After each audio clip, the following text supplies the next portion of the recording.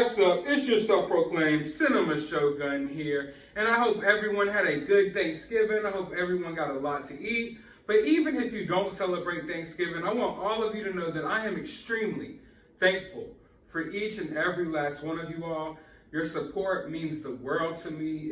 It has been awesome. You know, these past couple of months making these videos for you all, I have enjoyed it. I've enjoyed the feedback, all of the love.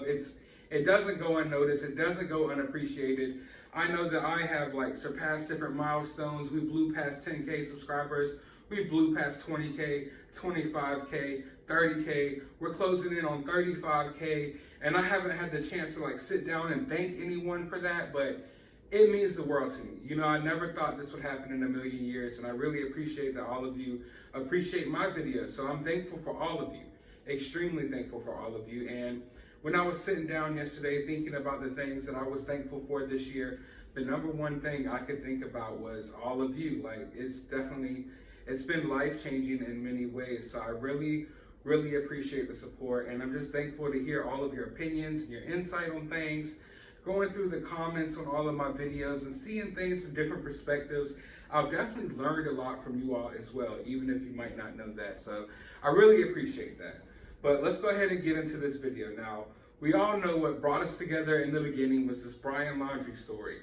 And every time when you think the Brian Laundrie story is over and it's about to go away, new information creeps up. Now, we got information about the autopsy. We know that his cause of death was from a gunshot wound to the head, but everyone's been asking about the gun. Because as far as we know, they didn't find any gun. But supposedly, some of those protesters that were outside of Brian Laundrie's home for, this whole entire crazy, escapade, charade, whatever you want to call it, they say that law enforcement actually found a gun when they found Brian's body. And they've actually returned to Brian Laundrie's home to protest some more. So just when you thought it was over, folks, just when you thought it was over, you were putting a little gravy on your dress and getting you a little bit of cranberry sauce, the protesters have returned to Brian Laundrie's parents' home. Now, I don't know how it's going to go. I don't know how to feel about it, but let's just hear from them real quick, and then I'll be back with my thoughts. Just trying to, they found out that Brian did get a hold of a gun, which we had reported here a while ago. And now we are out here still demanding justice for Gabby, which we know at this point she's never going to get because he's killed himself, which has absolved his parents from any wrongdoing because they cannot force husband and wife to tell on themselves, so to speak. So we are still out here, still seeking justice for Gabby. And what a total shame this case has turned out to be. They could have saved their son. They chose not to save him. They chose to let him walk out the door, and there was many things that they could have done to save their son. And a few of those things would have been taking the keys, calling the law enforcement, or Baker acting them. They chose to do none of that. So this poor girl here will never, ever get justice. Out there, they were very upset with us. People were upset with us, calling us liars, that there was no gun because the police did not report it. But we were boots on the grounds, and we found out there on the scene when they found his remains that there was a gun in close proximity to his.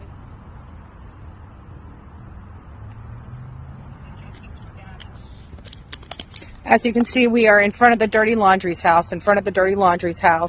We just found out that his autopsy came back as he committed suicide and by gun. And we have been reporting that there was a gun on the scene with him, but because law enforcement didn't come out there, they were very upset with us. People were upset with us, calling us liars, that there was no gun because the police did not report it. But we were boots on the grounds, and we found out there on the scene when they found his remains that there was a gun in close proximity to his body. Well, let me start by saying that throughout the duration of this whole Brian Laundrie investigation and case, that I've been on the fence about these protesters. There's some things that they've done that I've agreed with, some things that I haven't agreed with, but at the end of the day, you have to give them an A for effort because they've been out there, okay? There's no denying that they've been out there every day. You know, we've all watched it. We've all watched this crazy scenes take place. You know, these people have been out at all the reserves looking for stuff, as well. So regardless of how you feel about these people, there's no denying the fact that if someone were to hear some rumblings about something, or if someone were to know something that they might know. I mean, they've been out there. You know, I can confirm, regardless of how you feel about them, I don't even know how to feel about them. I just know that they've been there. And from what they say, they found a gun when they found Brian Laundrie. Now, we haven't been told this. Law enforcement hasn't said anything about this. So I don't know whether to believe it or not, but I mean, hey, right there, that's what she says. Now, I don't necessarily agree with the fact that they're back outside of Brian Laundrie's home. I think it's time to, I think we've moved past that part of this whole process of people protesting outside. So I think it's a little too much, to continue to be out there, let alone be out there at night. The neighbors are trying to sleep and stuff like that. But it didn't seem like she was going too crazy out there like some of the scenes that we've seen. But yeah, just to hear that they actually found the gun out there, but they haven't said anything about it. I wonder why they wouldn't say that. It's almost as if they want these theories to come out. That's what I've been talking about for a while, where it seems like sometimes the media and law enforcement and all these other agencies, they're like secretive when they don't need to be secretive. And it's almost like they do it on purpose just to cause people to go like off the wall with theories and different things like that, just to cause more confusion overall in this country as a whole. Like, it's almost like it's a planned thing, but who knows? But they haven't said anything about the gun. But from what she says, they found the gun. Because that's the biggest question for me right now in this whole case. I have two questions right now. Where's the gun, and what the hell was in this notebook?